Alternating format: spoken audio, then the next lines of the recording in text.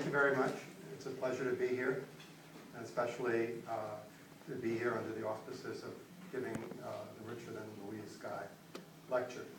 I've known Richard Guy for many years. I'm not exactly sure how long, maybe you remember better than I, Richard, but at least 30, maybe 40 years. I'll tell you a story that involves Richard that I don't think has been told. This took place in...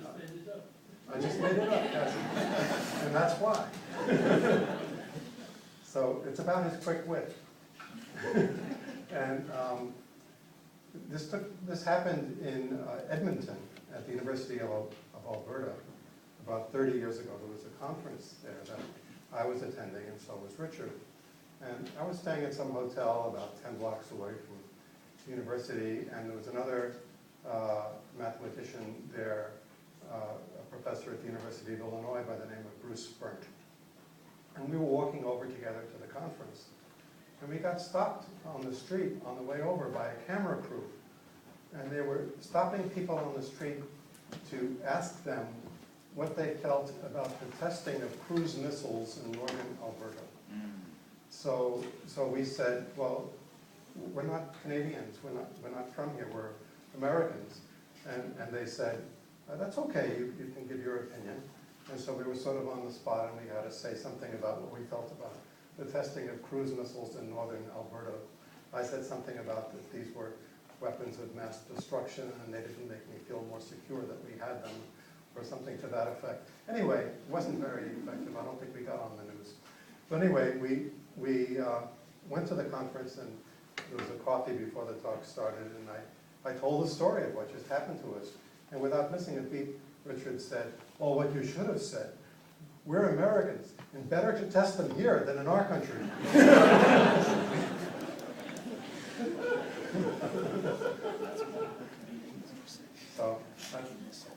So you didn't hear that one before. Good.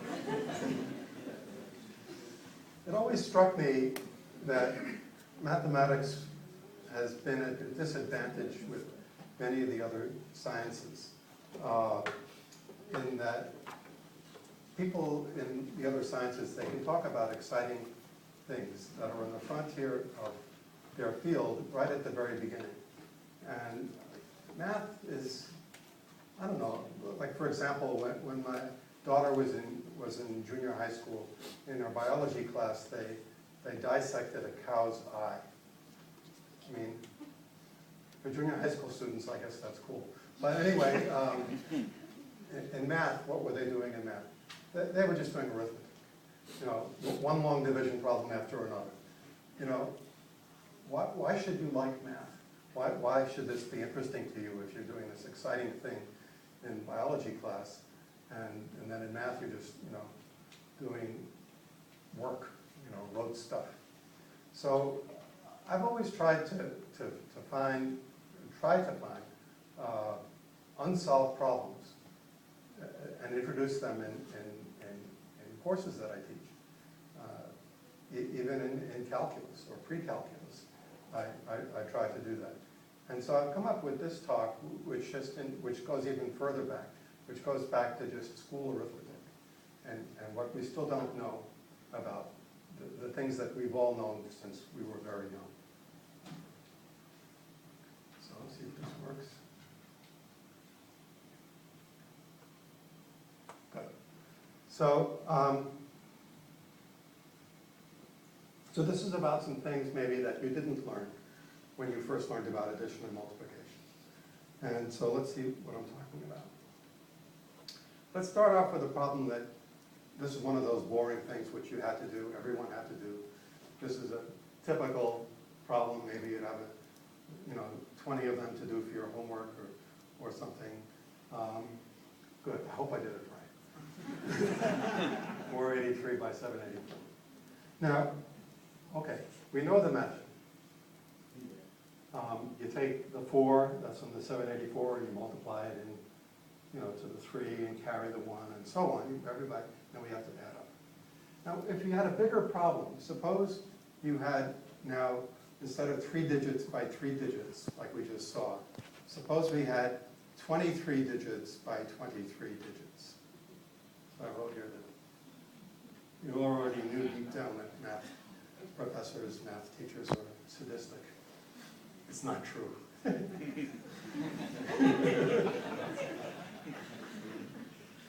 my try at an evil laugh. Anyway, now you also know that if you had 23 digits by 23 digits, and you had a big piece of paper where it could all fit, and enough time, you could work it out. It's not like it's something that's impossible to do. You could just do it. You just wouldn't want to do it. And the question is, how much work does it take to do that? Let's try to quantify how many steps that you're doing when you do this 23-digit by 23-digit multiplication problem. Now, you might say that it depends somewhat on what the 23-digit numbers are. So, for example, you take 1 and follow it by 22 zeros, 10 to the 22. That is a 23-digit number. And if you had to multiply that number by itself, you could do that instantly in your head. It's 1 followed by 44 zeros, 10 to the 44. So that's, okay, so, but let's not look at special cases which might be easy. Let's just look at a generic case. Now, there are going to be repeated digits. Well, you have 23 digits in the number you're multiplying by, and there are only 10 possibilities for digits. So some of them are going to be repeated. So some of those lines in the parallelogram that you write down, these partial products, they're going to be equal to other lines. But still, even so, you still have to write them down. So assuming that there aren't any zeros involved, which could be skipped, you have to write down in that parallelogram 23 by 23 numbers, maybe even more than that because of carries. So at least 23 squared, or 529 digits, have to be written down at the very minimum. And then you have to add up. So basically what I'm saying is that using this method of multiplication that we all learned in school, if you multiply two n-digit numbers together, it's going to take about n squared steps, because you have to at least write down that n by n parallelogram of numbers. And maybe a few extra steps for, maybe to be 2n squared, maybe 3n squared, but of order of magnitude, the square of the number of digits. Now, here's the thing that we don't know. That's the algorithm we all learned for multiplying. Are there other algorithms that are faster? And in fact, what is the fastest way to multiply two large numbers together? Now, we've made progress on this question. It's not like we don't know anything. We know the fast Fourier transform. It's a fancy name, I won't try to explain it here. But it ends up being that you can multiply two n-digit numbers together in a lot fewer than n squared steps. Maybe something that grows to infinity faster than n, but a lot slower than n squared. We don't know if that's the champion method. It's only the champion method that we have so far. Maybe someone will do better. We have no lower bound. We don't know that it must take at least so many steps no matter what method you use. So it's wide open just on the issue of finding out a method for multiplying. Okay, that's the first thing, the first of several problems that I'm going to tell you about. Okay, now we're going to play a game. The game is called Jeopardy multiplication. Now maybe you've seen the TV show Jeopardy. Do they have that in Canada? No. Okay. So you... Miss out, so of course we have Jeopardy. Go ahead. Alex Trebek is Canadian. So we all... Okay. There's a very good mathematician at UC San Diego named Kiran Tadlaya, who was a contestant on Jeopardy just about a year ago. He won the first day, but lost the second. You have to be very fast, and it was just a little bit off. Anyway, the way Jeopardy is played is they ask you questions, there are questions, but you have to give the answer in the form of a question. That's their thing. You have to give the answer in the form of a question. So Jeopardy, the way Jeopardy multiplication is played is, I give you a number, and you have to give me a multiplication problem, which has that number as the answer. Now, to make it tricky, you're not allowed, you have to use positive whole numbers, and you're not allowed to use the number 1. So if I gave you 15, you could say, what is 3 times 5? There's another equally good answer. What is 5 times 3? But those are the only answers that are legal for the problem 15. You could not say 1 times 15. You could not say -3 times -5. You could not say 1/2 times 30. You could not say pi times 15 over pi. It has to be positive whole numbers larger than 1. Okay, let's play. 21. Okay, what is 3 times 7? Great, okay. I might have to answer it as a question, otherwise you get it wrong. Okay, let's up the ante. 91. What is that again? I didn't hear. Or something about 7. What is it? What is 13 times 7? Cool, thank you. That's the right answer. What is 7 times 13?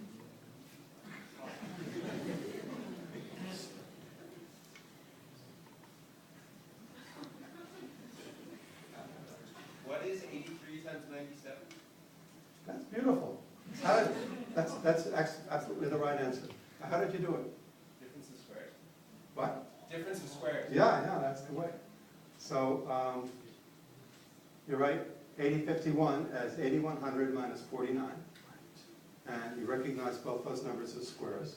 So it's 90 squared minus 7 squared, and then you can use algebra to factor it. This particular problem, 8051, has a history with me from when I was in high school. I was involved in something called mathletes, where you got a question on a contest to do, and you had some time limit, like 5 or 6 minutes, to do it. And if you got it right, you got a point for your team, and if you didn't, you didn't. So anyway, so the problem was to factor 8051. It was not, I don't think Jeopardy existed when I was in high school, so you didn't have to put it in the form of a question. Anyway, I was pretty good at arithmetic, and I knew that I just had to do trial division up to the square root of 8051, which is about 90. And I knew that if I just started working like the devil for 5 minutes, I would find the answer, and I'd get a point for my team. But, you know, when students take contests, they try to get into the mind of the person making the contest, and that would be an awfully stupid question to have on a contest, where the way you get it right is you just work like the devil for 5 minutes doing arithmetic as fast as you possibly can. That's not a contest question. Contest questions are always, always, always clever. There's a clever way to do it. So I said, what I have to do is I have to find the clever way to do this problem. So I thought about that for about 2 or 3 minutes, and I did not get it. I didn't see a clever way. I said, well, I'd better start with the method, the sure method that I know. But I wasn't that good at arithmetic, and I ran out of time, and I didn't get the question right. And so, who can remember the questions I did get right? I remember this one, which I got wrong. I didn't think of it. There's another student strategy for doing this that's half clever, that would have worked, and that is start at the square root, which is around 90, and work down. And then in fact, 89 doesn't go, and 83 does. So the second prime below 90 works. Okay, so what does this have to do about what we don't know about multiplication? Obviously, we do know this. It's 83 times 97. And there's even a clever way to figure it out. The question is, just like with the problem of an algorithm for multiplying 2 numbers together, the question here is, if I give you an n-digit number for which there is a solution to it, in other words, it's not a trick number. A trick number could be like 17. 17 is a prime number, and the only way to write 17 as the product of two positive whole numbers is 1 times 17 or 17 times 1. And using 1 was ruled out. That's illegal, so there's no answer for 17. So let's assume we're not looking at a prime number, we're only looking at a non-prime. And the question is, how many steps does it take to solve this? In other words, take your best factoring algorithm that you can possibly think of and ask how long does it take to factor an n-digit number. Now, the best algorithm that we have for factoring general n-digit numbers is known as the number field sieve. And the number of steps it takes is about 10 to the cube root of n. That's an approximation to how many steps it takes. And you can see that if I tried this on a number that was, let's say, 1 million digits long, which is not so long for computers to do arithmetic with. The cube root of a million is 100. And so this would take 10 to the 100 steps. 10 to the 100 is an unimaginably big number for the running time for an algorithm. And no computer, in fact, all of the computers together on the planet could not together do a process that takes that many steps. Now, this thing that we don't know about how to factor quickly, it turns out this is a fairly important problem. There's everybody does banking and purchasing on the internet, and this is secured by cryptography that's based on our inability to factor. It's a very strange thing. It's an application of mathematics that somehow or other mathematicians should not be proud of. Because it's an application of our ignorance. It's an application of something we can't do. We don't know how to factor quickly. And that's how they're applying it. They're saying, well, if the mathematicians can't do it, then nobody can do it. And therefore, these codes were uncrackable. There was a movie that was out, I don't know, 15 years ago, some many years ago. Robert Redford was the star. I think the movie was called Sneakers. And it wasn't that great a movie. It was the beginning of it was a very smart and evil mathematician who found a way to factor and created a black box, a device that would crack these codes. And one of the scenes in the beginning of the movie, he's giving a lecture, and he mentions the number field sieve in the lecture, which is the same method that we had then as the champion, and the same method now that we have as the champion method. Anyway, the evil mathematician gets bumped off early in the movie, and the whole rest of the movie is the good guys and the bad guys trying to get control of this black box before the whole internet is compromised.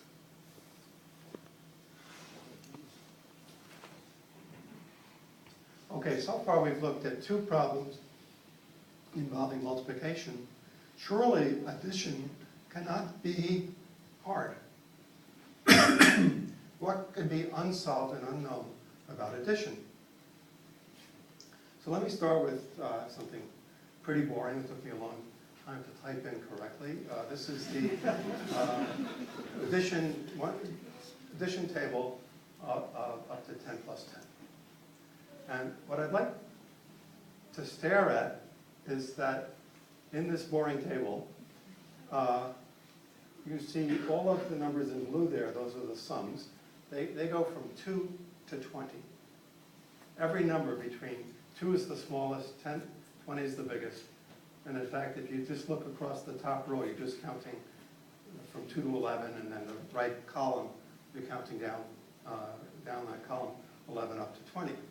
So you have all of the numbers from 2 to 20. There are 19 numbers there.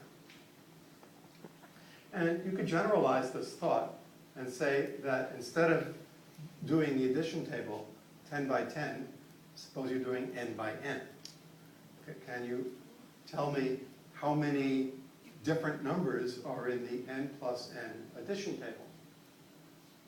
And you can see that you'll have, just like in the 10 by 10 table, you'll have all the numbers from 2 up to 2 times n. And so therefore there'll be a total of 2n minus 1 different numbers. This is easy. This is not unsolved. We do know this. But let's ask the reverse question.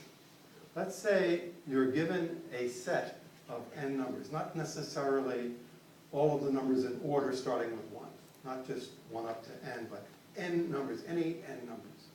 And you form an addition table with those n numbers. The same numbers on the top row, same numbers on the left side. You have this n by n table, and suppose you're told that in this matrix there are just 2n minus 1 different numbers. What can you deduce from this? Must the numbers be 1 up to n?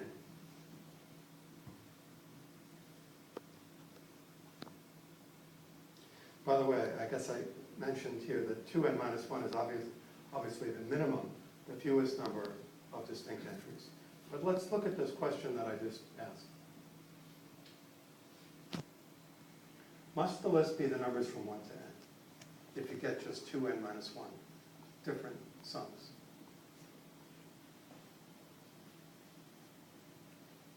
Must it be? I didn't write it in red, so we do know the answer. Okay. I would guess no. Any consecutive n numbers. Any n consecutive numbers would work, that's true. And here's a case even where they're not consecutive. I have 5 numbers here, 2, 5, 8, 11, 14. And there's the addition table for those 5 numbers. And the numbers range from 4 up to 28. I've listed all of them. Here are all of the sums in that 5 by 5 table. And they are 9 of them. And 9 is 2 times 5 minus 1. So what is special about... You just did 25.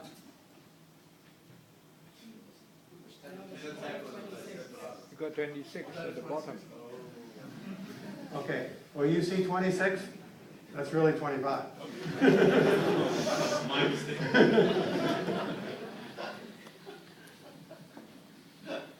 Thank you for pointing that out. Okay, so but what about those 5 numbers? What pattern do they form?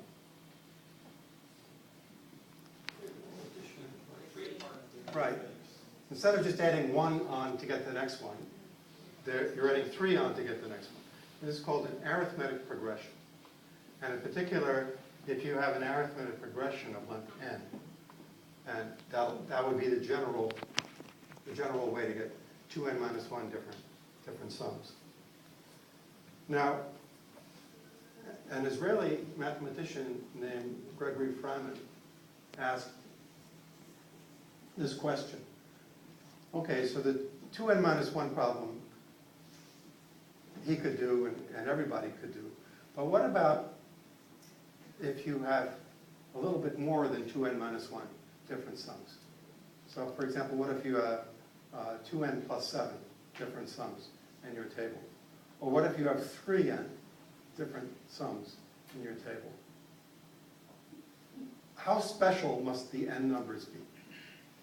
How special must they be? And what he proved is that if it's at most a constant times n distinct sums, then the set is contained within, I wrote here, some low-dimensional generalized arithmetic progression. So let me just say a word or two about what those words mean. So first of all, a generalized arithmetic progression. So an arithmetic progression means that you just keep on adding on the same difference, same number over and over again, like we had adding on by 3s. When you generalize it, there could be several numbers that you can add on. Like You could add on a 3, or you could add on 100, for example. So you could start with 3 and go to 6 and go to 106. And you can also have 9 in there, and 109, and 209. So you could add on, there are 2 different things you could do. That would be dimension 2. And if there were d different things you could do, that would be dimension d. So he quantified this. He said the dimension would depend upon this constant c, and that was the substance of his theorem. It's a very difficult theorem, and when it came out, people were not really sure they believed it was true because the proof was very hard. But since it came out, in fact, maybe even 20 years after, a Hungarian mathematician named Imre Ruzsa came up with a much tidier proof, and it's now accepted. But here's what we don't know. What if you replace that constant c in Feynman's theorem with something that goes to infinity? So I've invented here a function that goes to infinity with n pretty slowly, L of n. So in this talk, L of n will denote the number of decimal digits of n. So L of a million is 7. There's a million has 7. It's 1 followed by 6 zeros. In fact, 1 million is the smallest number with L value equal to 7. And this L value goes to infinity with n, but does so very, very slowly.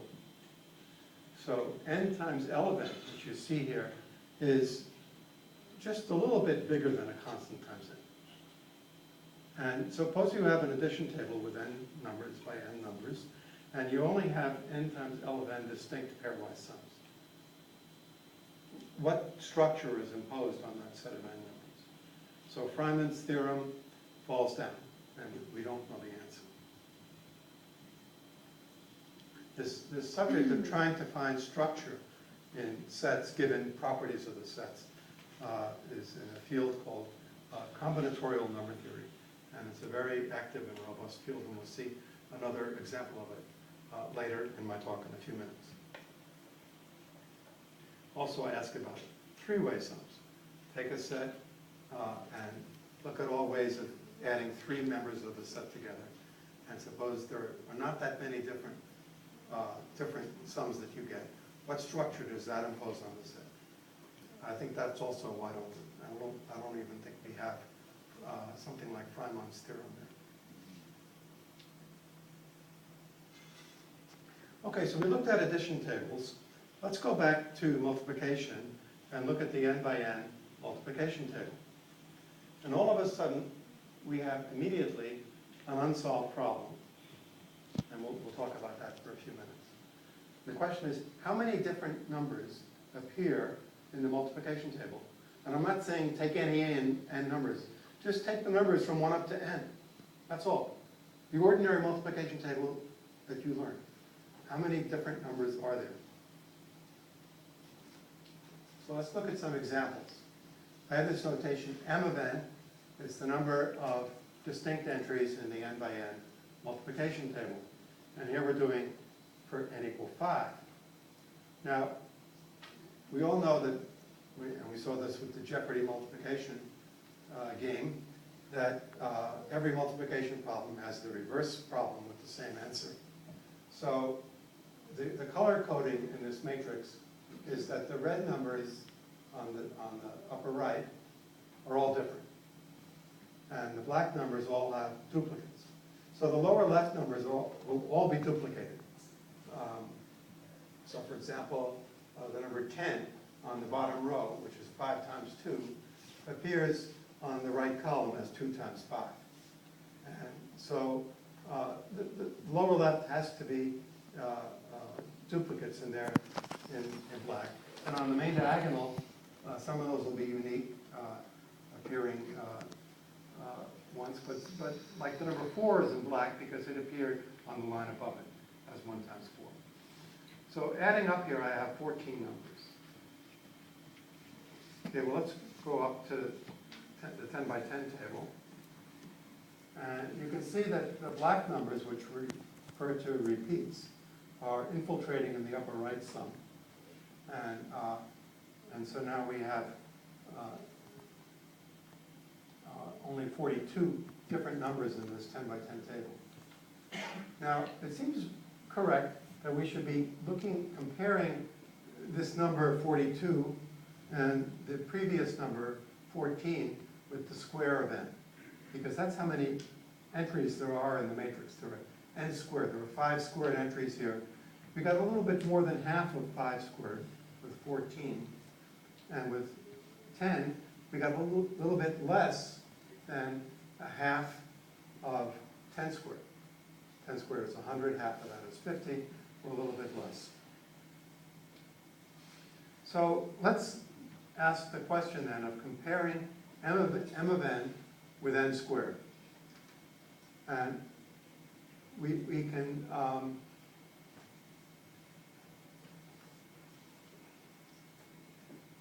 so right here at the top that I'm going to give up on finding an exact formula for m of n.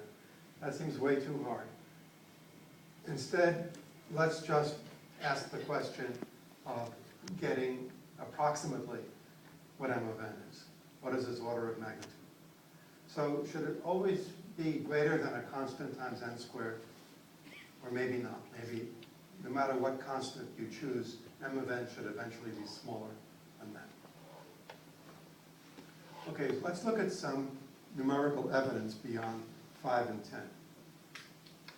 So these are numbers published in 1981 by two Australian computer scientists, Brent and Colm.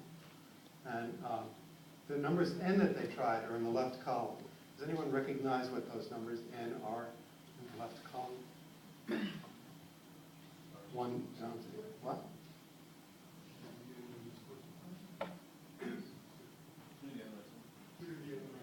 Well, yeah, 1 less than a power of 2. So they were computer scientists, so they like powers of 2. And also because they were computer scientists, they like counting it starting at 0. So their multiplication tables had a row of zeros and a column of zeros in it as well. So they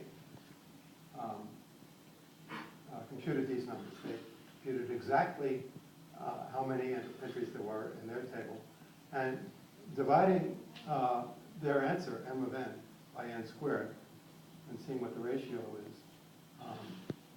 You see, once we get to 15, at 10 on the previous slide we were at 0.42, and now at 15 we're below 0.4, we're down at 0.39. And then down to the last few entries are below a quarter. But the rate of decay seems to be slowing up. And it's not clear what's happening with that right column, where it's tending to. Is it tending to 0? Or maybe it's tending to 1/5, which is 0.2. Well, let's look at some bigger numbers. So these were worked out also in that earlier paper. And the last few entries, I think beyond 2 to the 20 were worked out just last year by Brent.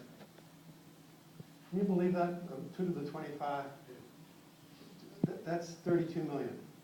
So he computed the 32 million by 32 million multiplication table and counted up exactly how many distinct entries were in that table. And that's how many there are, in case you ever wanted to know. Anyway, looking at m of n divided by n squared, you can see that it's below. It seems to now be below 0.2.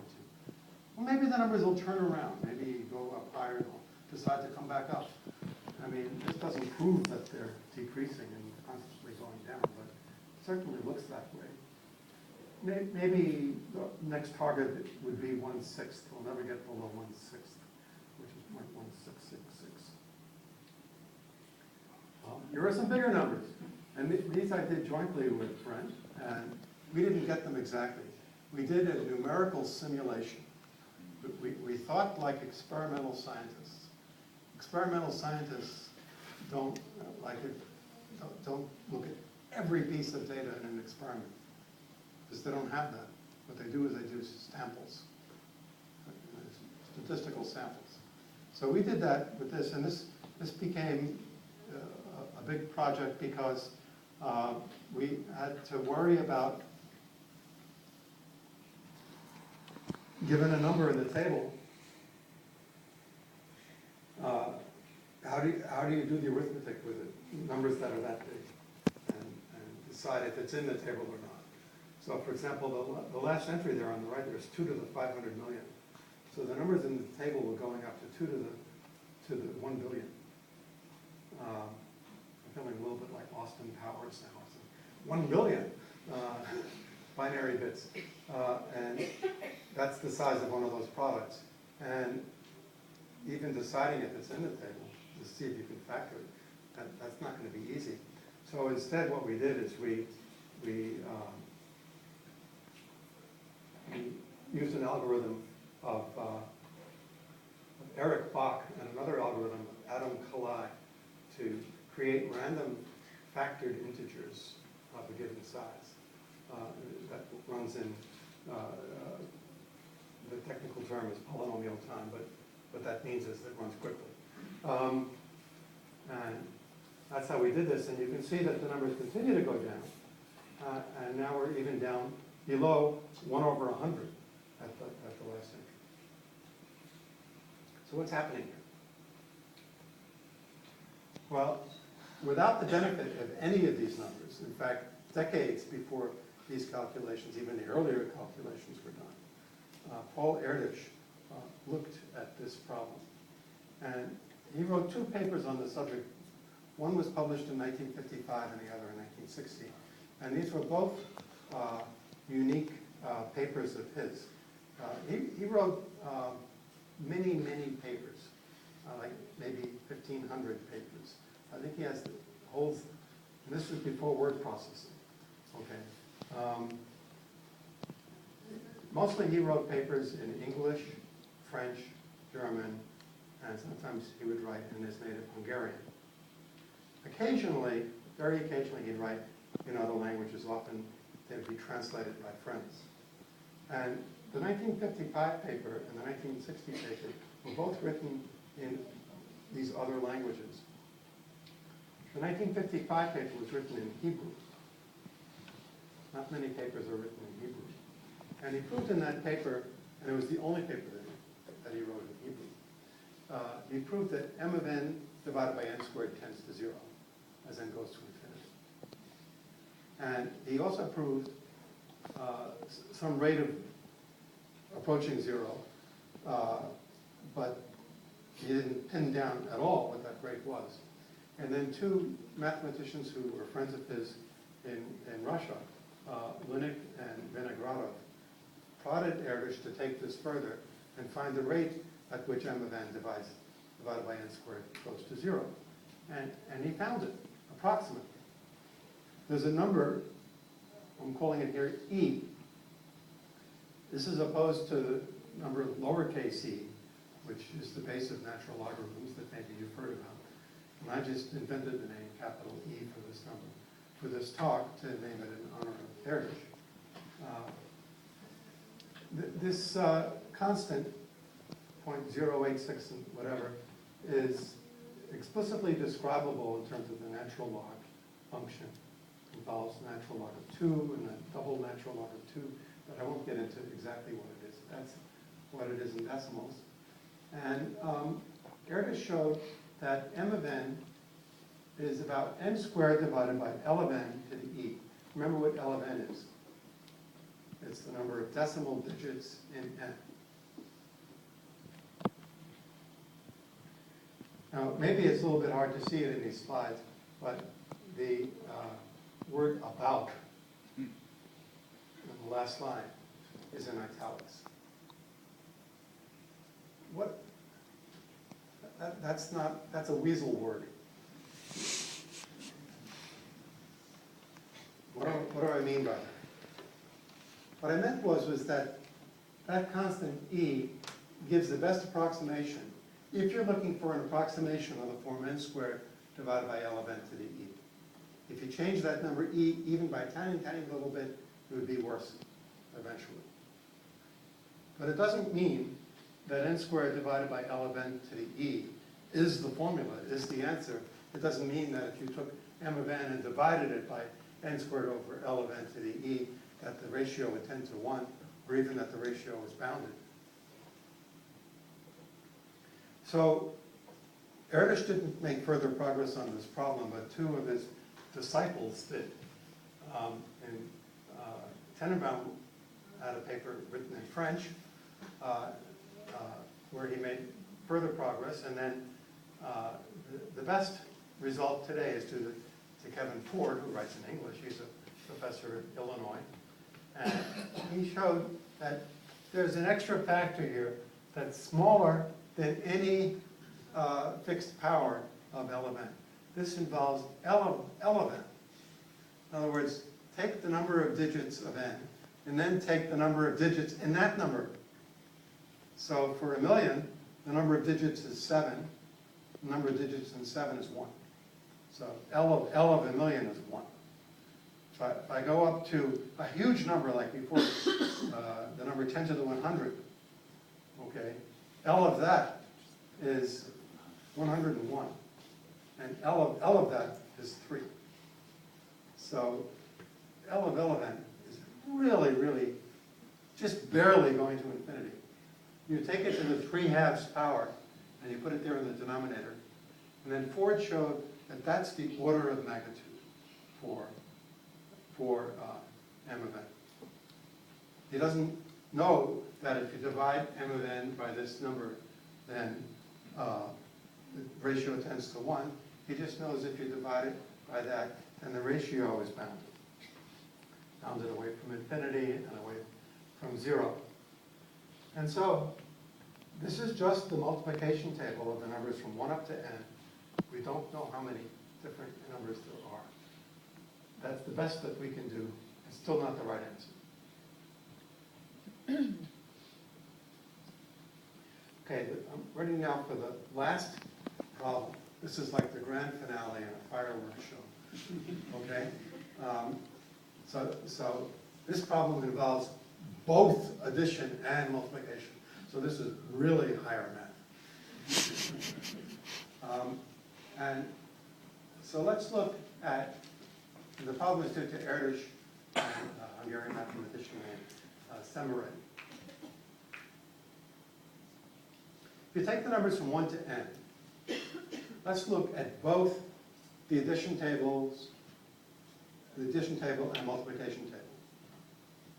So we've learned that in the addition table there are 2n minus 1 different numbers, and in the multiplication table there are about n squared divided by L of n to the e numbers.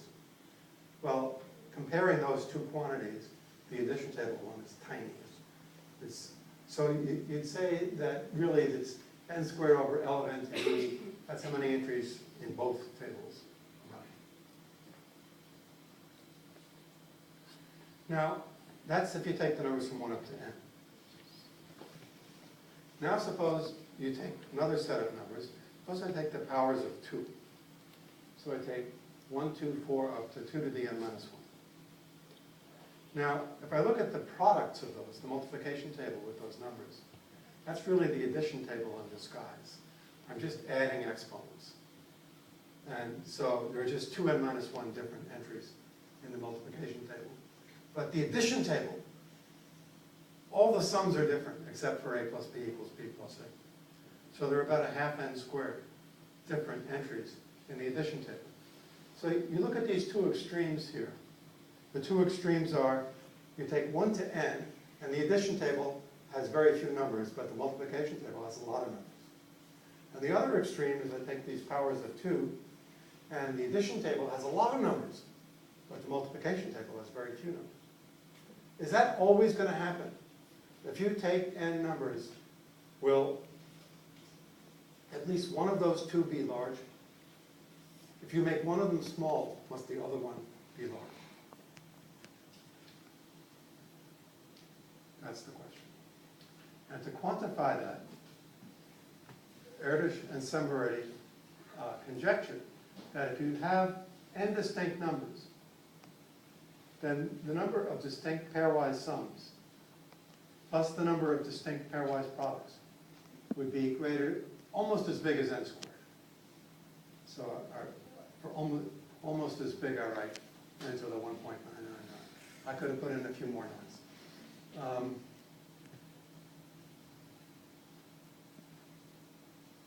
Be more modest. That's just about n to the 1.5. If you add up the number of distinct entries in those two tables, must there always be, no matter what n numbers you choose, must there always be more than n to the 1.5 different numbers? Even for that easier question, we don't know the answer. And as I write here, it's not for lack of trying. Let me mention some people that have worked on this. This is a list of people that have published on this sum product problem. So Erdős, Szemerédi, Nathanson, Chen, Elikesh, Bourgain, Chang, Konyagan, Green, Tao, Sholi-Moshi. The champion is Sholi-Moshi. He's a professor at UBC, and he got into the 430s, different entries in the two tables. Now this is a very distinguished list of people. And to prove that this is a distinguished list of people, I mentioned some prizes that they've won for research. This list contains 2 Fields medalists. That's Bourgain and Tao. It contains a Wolf Prize winner. That's Erdős. It contains an Abel Prize winner. That's Szemerédi. 4 Salem Prize winners. That's given in the field of analysis. And winners in this list were Bourgain, Konyagan, Green, and Tao. And 2 Crawford Prize winners, prize given in Sweden. I think that was Tao and maybe Szemerédi, I'm not sure of that. And an Eisenstadt Prize is a Canadian prize. That was given to Sholi-Moshi. And still, all these prizes, and they still couldn't solve the problem. So my message to you is that we could use a little with these problems. Thank you very much for your attention.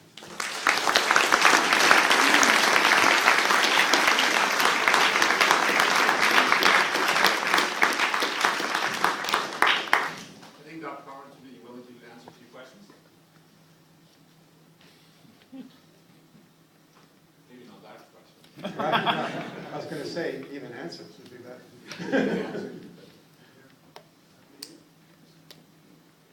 What is the conjecture? Are there any conjectures on that? Yeah, so it's n to the 1.999. Okay. That's what the thinking is.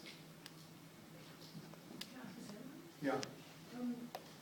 Back to the Feynman results about the Addition. low-dimensional arithmetic progression. Right. What is known about low? What is low? Right. So there are some quantifications in that theorem where the dimension depends upon the constant c. So there are c and different numbers, and then as a function of c, he gets an upper bound for the dimension. Yes. Has there been any work done on generalizations of the problem to more than one product or more than one sum? So instead of having a 2x2 table, you have like a 3x3x3. Yeah, there have been some generalizations. And there's a professor in Montreal named Dimitris Koukalopoulos who has worked on triple products. So he has a cube instead of a square matrix. And he's worked out how many distinct entries, or approximately how many distinct entries are there. And there have been some generalizations of the sum product problem as well. In particular, Sholi-Moshi's theorem, where he got into the 4/3. In his theorem, the n numbers don't have to be positive integers. They can be real numbers. You can state the problem outside of number theory. So you can just take n real numbers and look at all the pairwise sums and pairwise products and count how many different